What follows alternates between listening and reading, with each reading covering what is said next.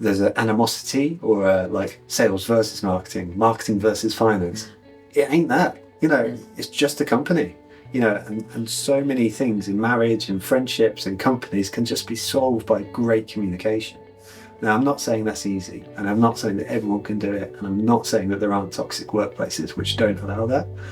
But, we're giving ourselves the best chance if everyone understands the value of marketing and we create those communication channels based on empathy, a respect and an appreciation on what everyone brings to the table. That was Joe Glover, and this is Social 3.0, the podcast dedicated to helping you unlock B2B growth through content. If you don't yet know Joe Glover, he is the founder of the Marketing Meetup, one of my favourite marketing communities. He's grown this community from nothing to a community of thousands of marketers across multiple countries. And in doing so, he's become one of those marketing minds that I respect most in the industry. And as you'll see through the course of this episode, his common sense approach and some fundamental purpose-driven approaches to how businesses should do marketing is something that we can take into all of our businesses. I hope you enjoy this episode as much as I did filming it. Cool. So talk to me a bit about like your history pre-TMM. Like, why did you get into marketing? What was the thing that you've dedicated your career to marketing? So was this always your calling? Probably not. Everyone like me. No, I don't think anyone's really born to do anything, are they? I certainly don't think anyone's designed to be a marketing manager for an agency, specialising in e-commerce, which is what I was for a little while, so maybe we'll get to that in a moment. But my journey into marketing really started when I ended up in a job which was wrong for me. So I left university. I was one of those lucky humans who got a job more or less straight away, off a single phone call, which was in itself, nice. But it was in a technology consultancy, building software systems for FTSE-based companies, so it was large tech, 14-hour days in Slough. It was living the dream. And I'll never regret that experience because all it taught me was the things that I don't want to do. But the thing that I was doing at the time was still blogging about social media. So I was still writing. As a slightly more quiet person, I think I sort of express myself better through written word than I do spoken word. And so I was channeling my energy into something I found interesting. And I've kind of always done well in the social media space. I don't think because I'm this amazing personality, but because of that written sort of enjoyment of exploring the written language. And so being in this role and sort of seeing that social media was something I gravitated to, I was like, well, let's get into marketing because that's what marketing is, right? Is social media. Mm-hmm. And I just ended up finding a role local to where my then girlfriend, now wife, was working, which was in Cambridge. I ended up working for a conferencing company as the marketing manager, although I called myself the marketing overlord. Because, you can choose what you want. One, right? Yeah. I gave myself a promotion every week. It was great. Yeah. And it was there that I sort of discovered marketing being far more than just social media. Albeit, I sort of entered this role without any sort of training, any sort of real idea of what marketing was. And truthfully, I kind of floundered in that role for a long time. I really struggled, and it's why I'm a big proponent of sort of small businesses these days, because I just know the struggle of what it's like to be in a smaller business and sort of have to control everything and not necessarily have some sort of formal training to back you up. But it's also why I sort of speak about strategy more regularly now, because had I had a strategy, had I had a clear idea what marketing I was doing, then it would have been a lot better. I think I would have been a lot more successful. I left this company and then I ended up in a marketing agency based in Cambridge. They did e-commerce marketing, again, solo marketing manager, but in a company this time of like 50 people. And so it was my job to sort of corral the troops into changing their email signature every so often, or ask them to contribute to blog content, or please, can we produce this video for social media? And they were lovely people. They were really lovely people, very willing, a great group of human beings. But I also felt the pain there of trying to get busy people to do things and bring some consistency to our efforts in that kind of way. At the same time as both of those roles were going on, towards the end of my first role in marketing, that's when the Marketing Meetup started, which was this safe space where I could learn about marketing and meet other marketers. And I've told this story enough times now, which part of me, doesn't want to go into the standard pattern, particularly with you. Let's do it. I know, I've heard the story a few times. Let's do it, because for anyone that doesn't know you, then and they should know you as a result of this. So go on. So I'm way more introverted than I'm extroverted, as you all know, and this feels like a safe space for me. But walking into a large room with lots of sound, smells, stuff going on, it's a genuinely overwhelming experience. And even to this day, I'll still go to other people's events and even our own events sometimes, and have that sense of there's a lot going on here, But it felt like something kinder, more welcoming could exist in Cambridge as in the local area. And so I just started an event in a canteen in Cambridge, buffet, speaker, nice people, and eventually the instruction to be positively lovely. And that was it, kind of really. From the first month, we kind of achieved the goal because people came to the first event. There's about 50 people who signed up. It's like, cool, we're doing the thing. But it's only as sort of momentum's grown over the past few years where folks have wanted to get involved, either running the event for themselves in their locale, or joining our webinars, or joining the newsletter, or podcast, or our social media channels, that, the ball has been rolling to the point where we're like 150 events this year, 250,000 people following on social media, 50,000 people in the community. And it's, I think most crucially important is just like this thing about the values, where we've maintained that safe space where people can come in and just look after each other and have a good time and feel every bit of the pain that I experienced as the marketing manager, but then sort of look to uplift each other too. It's a genuinely gratifying, beautiful experience where I just feel quite lucky every day, where I can sort of turn up as myself as well and sort of express myself and never really wonder or worry that I can be anything but myself, which is a joy. What a wonderful thing to say. Like, it's just such a... it speaks volumes of when you feel the pain directly that you feel, that that you're going to connect to so many other people. And it's you see the same when in many walks of entrepreneurship, whether it's community building, product building, whatever, typically the best products or services are built when you genuinely feel the pain. Yeah. And then you've taken the action to go, well, what could it be? Like, what do I need as an individual that feels isolated in marketing? Mm-hmm. And picking on the thing about like feeling isolated in marketing, so you were the in-house marketer for that agency, right? Yeah. So basically in a B2B marketing world. So give me your perspectives on like the world as you see it related to like B2B marketing. I've got my own kind of viewpoints on this. Of course. I'm just going to turn off my WhatsApp first because that's annoying as anything. So there's a problem when you have 250,000.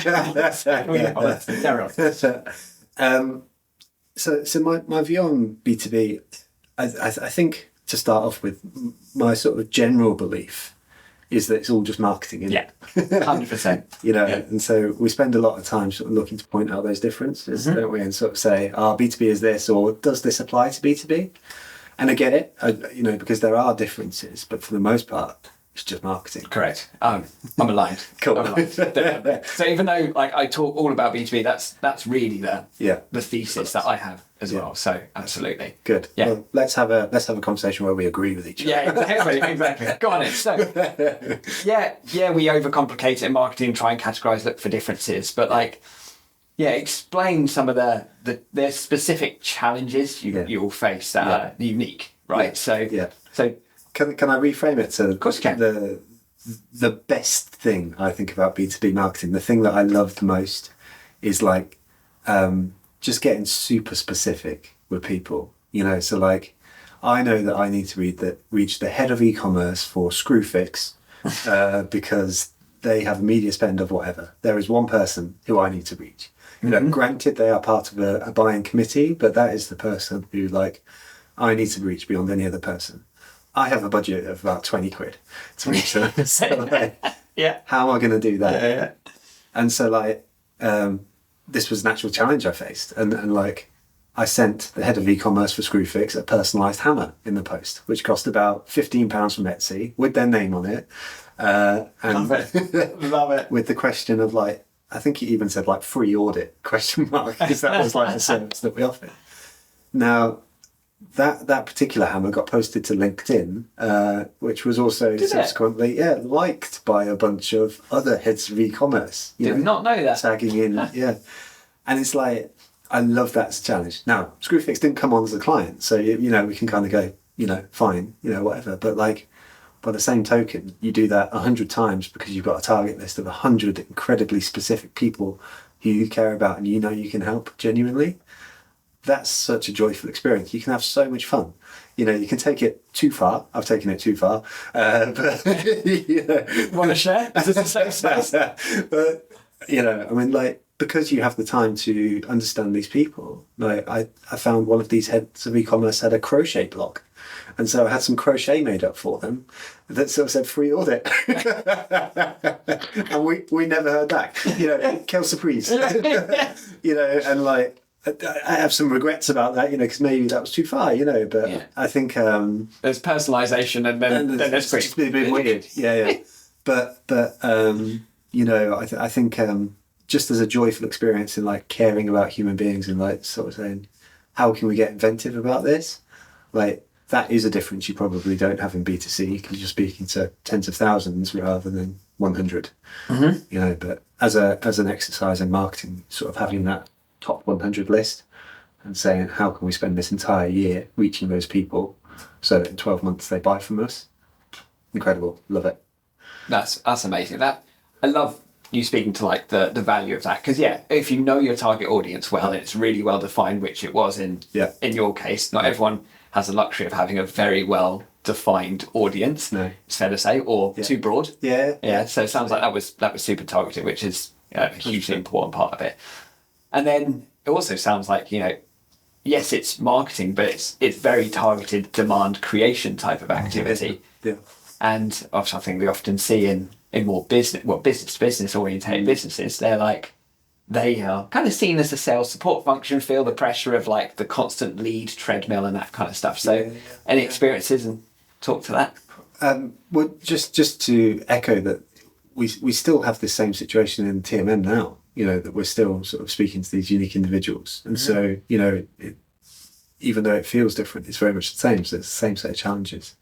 As a support function, yes, that exists. That's what happens. And there's part of that is not escaping it, because there's a reality, businesses exist as commercial organisations first and foremost. And so if a sale is closed, then we should be someone who can help,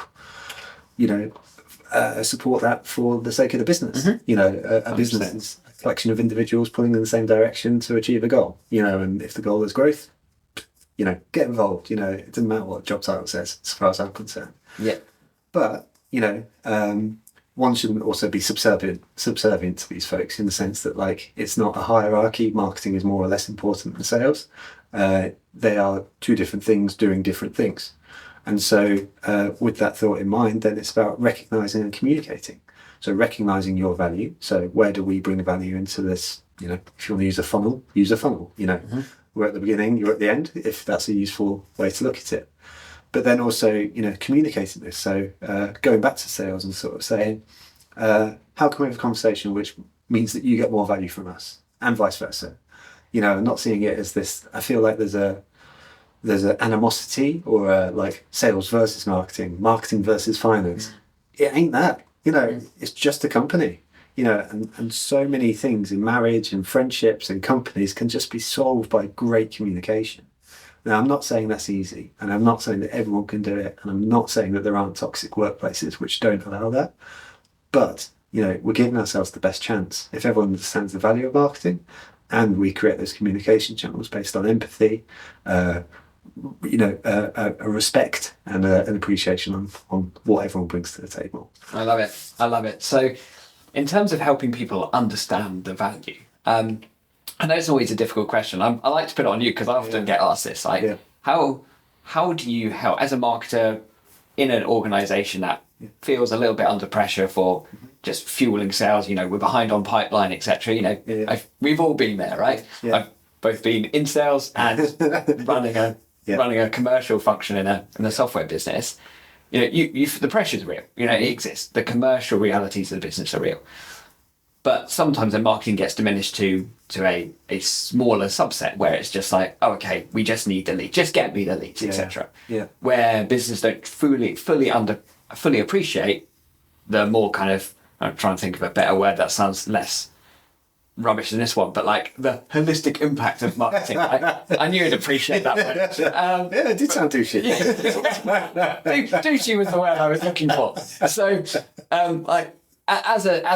as a marketer facing that, like, what can you do to help people understand the value? Any recommendations? I think there's a hierarchy, but I think it's underpinned by empathy.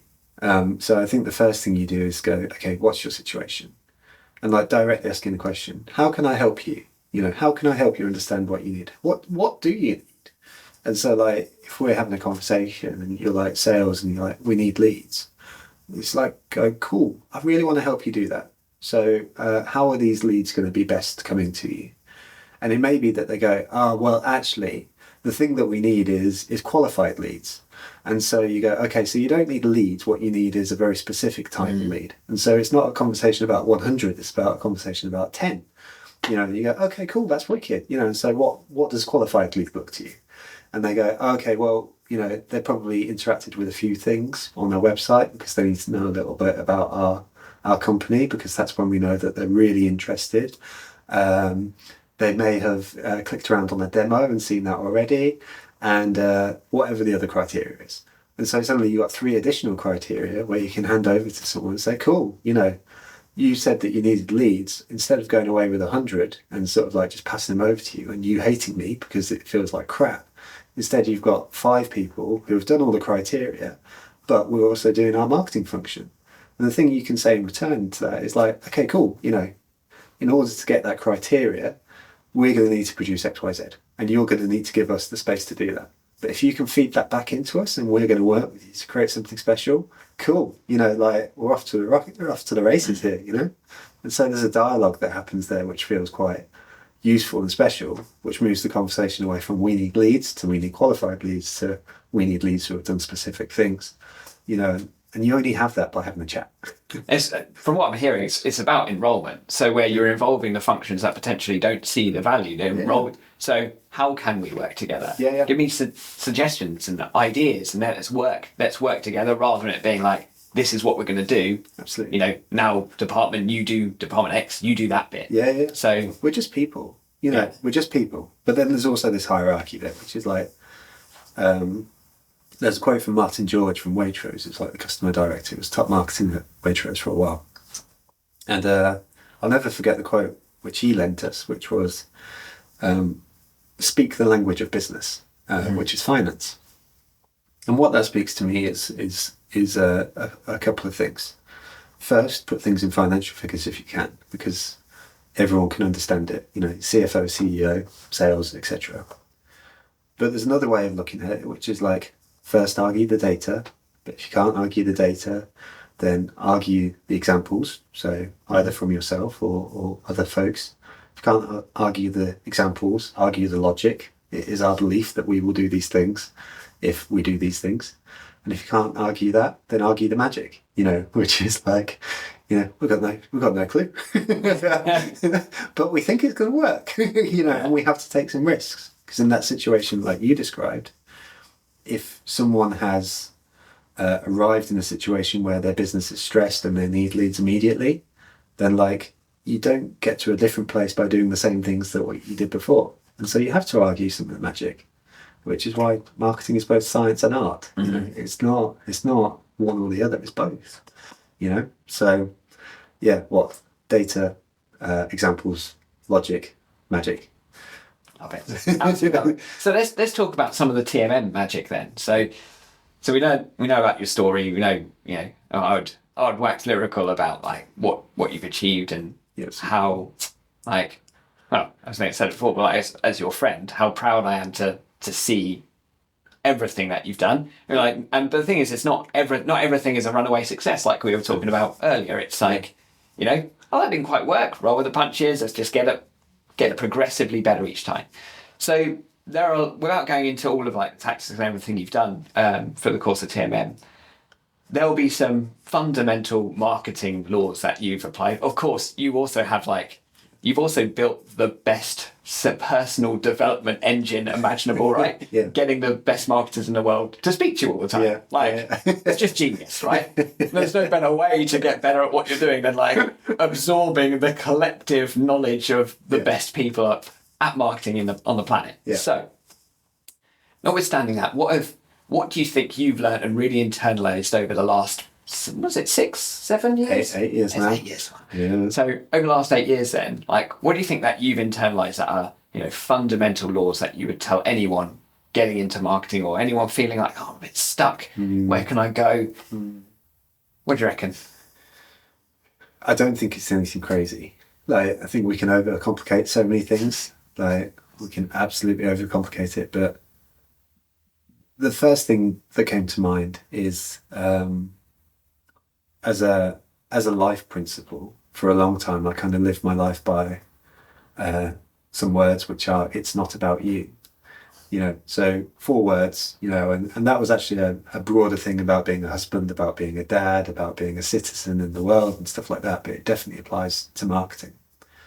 Now that mindset is actually useful to a point in life, but actually stops being useful after a certain point. So I'm not always a huge proponent of just accepting it as a binary thing, but it does apply to marketing really well, which means to say that when I'm writing my copy, there is probably fairly few examples I'm reasonably willing to bet where I'm just speaking about myself, but not speaking to the reader. So I will be using language like you and, why you should be excited and how you are going to benefit and stuff like that. And I think that beginning sort of underpinning of an orientation, already takes us away from quite a vast swathe of how companies choose to speak about themselves. 100%. which is nice, really in the community space. So that as an orientation is really useful, which does lend itself to other marketing concepts. Customers, segmentation, targeting, position. We don't really have a really strong segmentation in terms of behavioural things at the Marketing Meetup. We definitely don't have it in a document.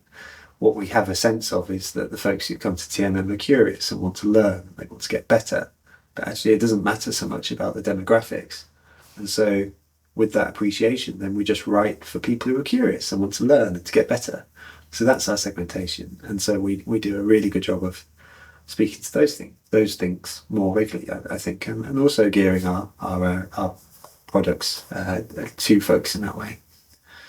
I think the third thing that we could sort of point to is a distinctiveness.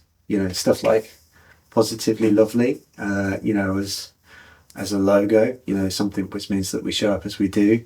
The gradient. Is not owned by us. Other companies use it, but within our circle, I think you'd recognise the purple to the pink. Mm-hmm. The tone of voice, how we even start our emails. Hi Andy. That's the thing. Yeah. There's these consistent touch points that show up over the course of time, which make it feel like this is a TMM thing. I think in my brain at least, versus a non-TMM thing. And so internally, we'll quite often have conversations which are does this feel TMM-y? Mm-hmm. And actually we've done a next version of that, which is this positively lovely? And that's the conversation that we ask and have internally all the time now. And so what am I pointing to? Point to lessons of it not being around you, and point to lessons around targeting and sort of having a strong idea of who we're helping, and lessons around distinctiveness.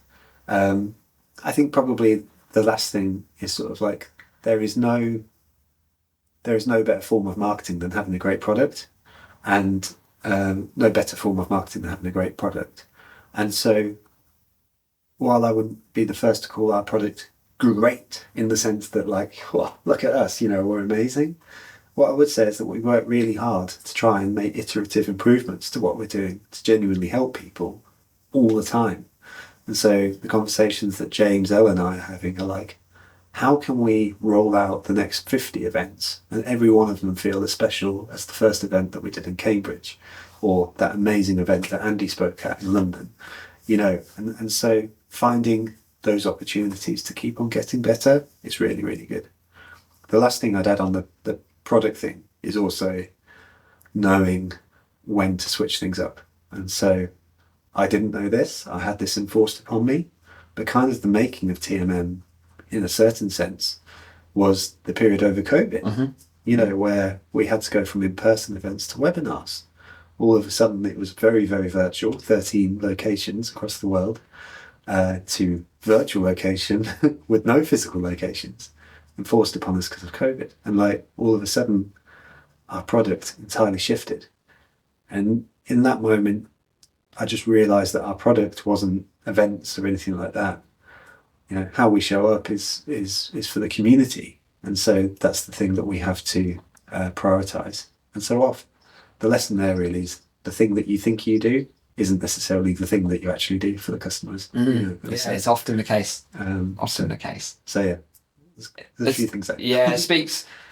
I kind of... There are two things that really resonate with me that as you speak through this. It's one, customer orientation. It's everything you've built is for the customer, right?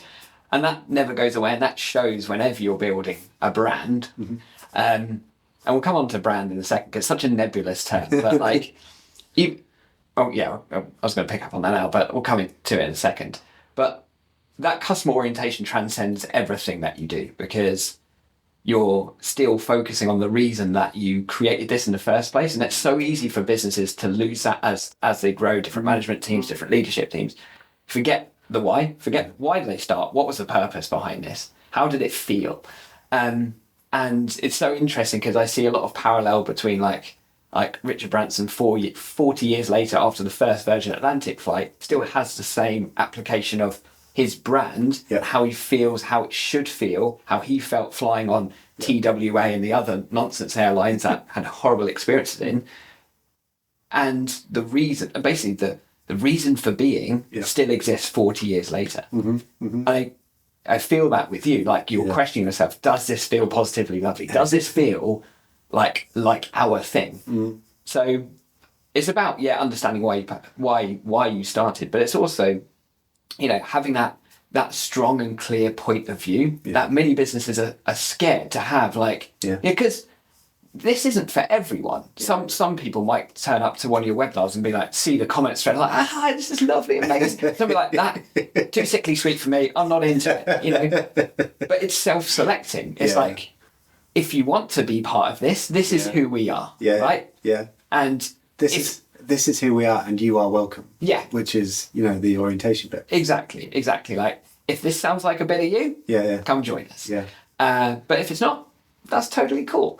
And I think that strong point of view that transcends all of your events. I remember the first time I turned up to your event, signing that little "Hello, my name is Andy." I was like, "Oh, it's a bit kind of cringy," and being forced to speak to people. I just wanted to turn up, consume, and then speak to you and James. Because I'm not a big fan of meeting a whole load of strangers in even in an event setting about a topic that I'm interested in. So, but it made me feel like I wanted to be part of it. I'm okay, I want to. This is something I now feel safe in, and there's now a very clear understanding of what this is about. So I think strong differentiated point of view.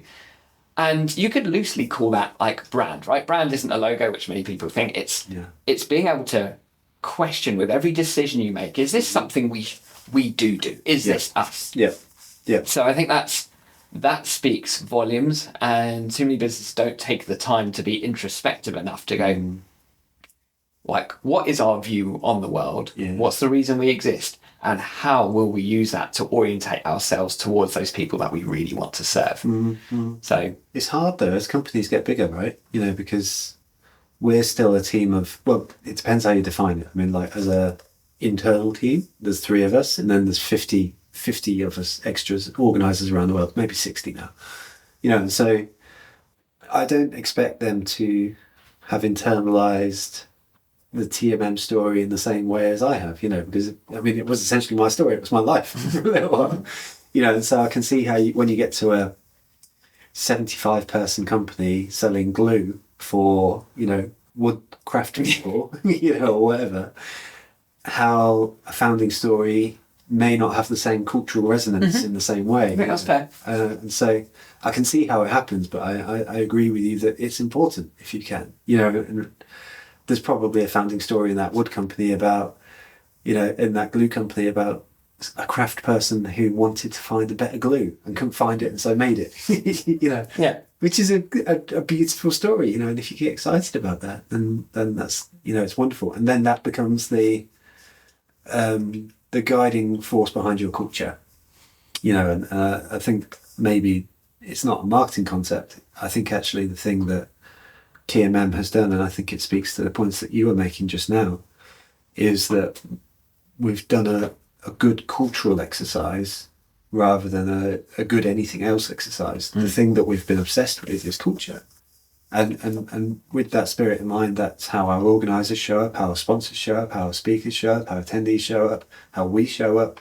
Everyone, that should be some clear guidelines. And if you walk into that space for the first time, you meet 5 people who sort of say, we're going to treat each other with respect, then you kind of get it, and you realise it. And as you say, some folks may self-select out of that, which is cool, but like by the same token, it's like that cultural exercise that we've done is a reflection of our positioning, but like is also the thing that we're obsessed with now. Yeah. I think it's like, we talk about storytelling in marketing and business quite a lot, and it's like brand or community. They're all like nebulous things that it's easy just to say, oh, storytelling, brand's all important. Yeah. Like, but you demonstrate the importance of that. Like how you often tell your origin story, your founding story, because that's a part of the culture. That's a part of your reason for being.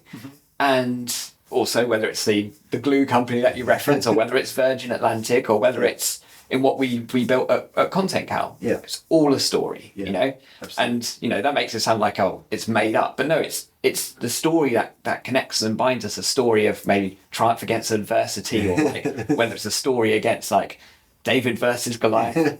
That's innovation. Yeah, exactly. And it's those things that we all connect as human beings. And that's, if we make the hero of the story our customer, then that really is absolutely what you've been articulating. I can hear. Yeah. You did it so succinctly. I think I took about 5 minutes to get to that point. No, well, the thing is, you need all the tactics to get to that nice, easy summary. But so let's talk about some of the things that excite you and light you up, right? So think about the future of marketing, which is, we had an interesting chat over coffee just a second ago, and we can't talk about the future of marketing without talking about AI, etc. So I class you as a generally pretty optimistic person. You can let me know if you feel different about anything. But what are the things like around the future of marketing that you're thinking, I'm excited about, or even the future of TMM, if you want to answer the question that way? Yeah. I can do marketing. I think the thing that makes me interested about the future of marketing is the same thing that sort of has always been, which is, broadly speaking, if you look at marketing in its totality, you've got a customer, you've got a solution, you've got some sort of bridge of communication. So your customer, your solution, you've got some sort of bridge of communication, and that kind of equals marketing, right? And there's a lot of nuance in there, and sophisticated mass marketing, and long and short of it, blah, blah. But like at the very crux of it, you've got a human being who wants or needs something. You've got the thing that they want or need, and somehow you can match those two things, and then by the end of it, you've got a human being who has a thing that they want or need that hopefully improves their life one way or another. And like, that's kind of like the beginning and the end of it for me, really, in a sense. I don't want to portray marketing as this holistically wholesome pursuit.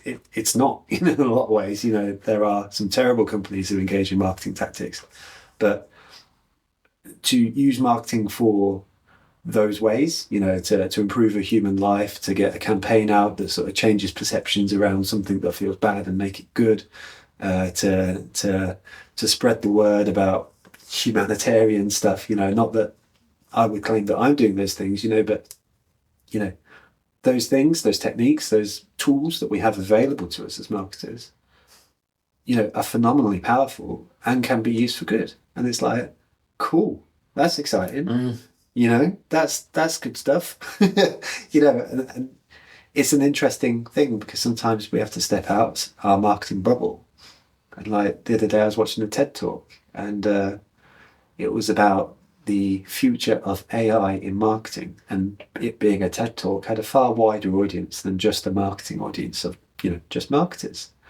And the comment stream was like, can't wait for marketing to die, oh, in fact, a lot of good marketing is done for the world and stuff like that. And I think there's a reality check that one has to give to the things that we do, that there isn't always this positive affiliation, association with our job in the wider world. But, I think it's worthy of remembering the goodness that we can do.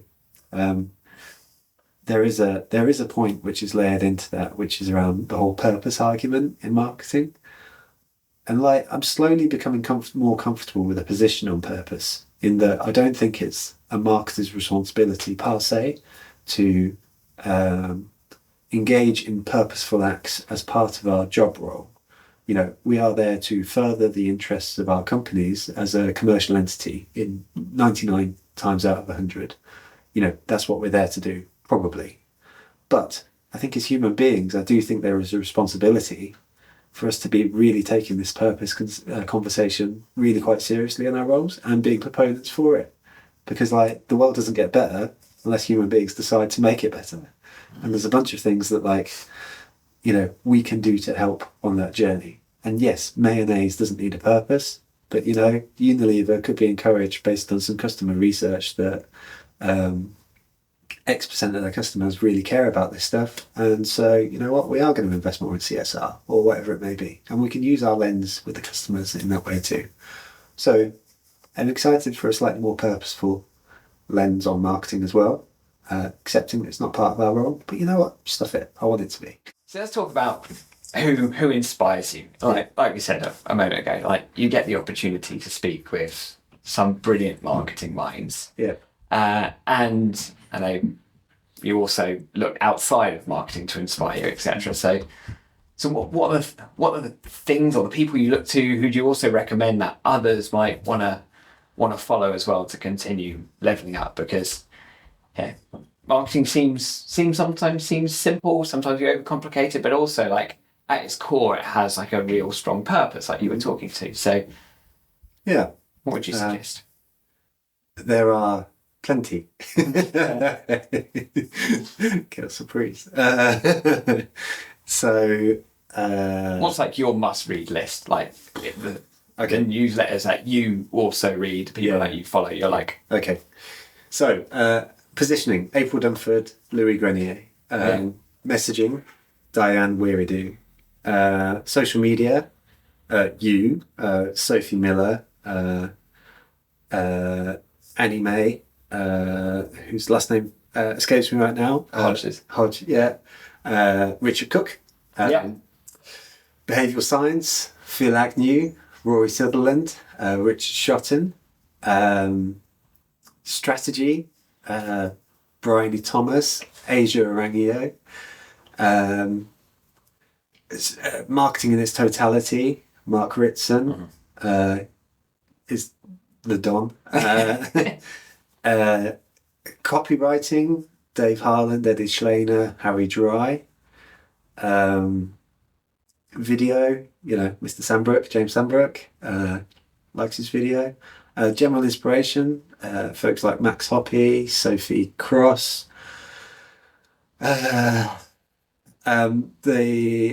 AI, you got people like Ross Simmons, Kieran Flanagan, who's is over at HubSpot now. Things that I tend to read. I've started getting a daily AI newsletter, which is quite good. I think it's called the AI Journal. It's like 5 minutes of AI a day. Derek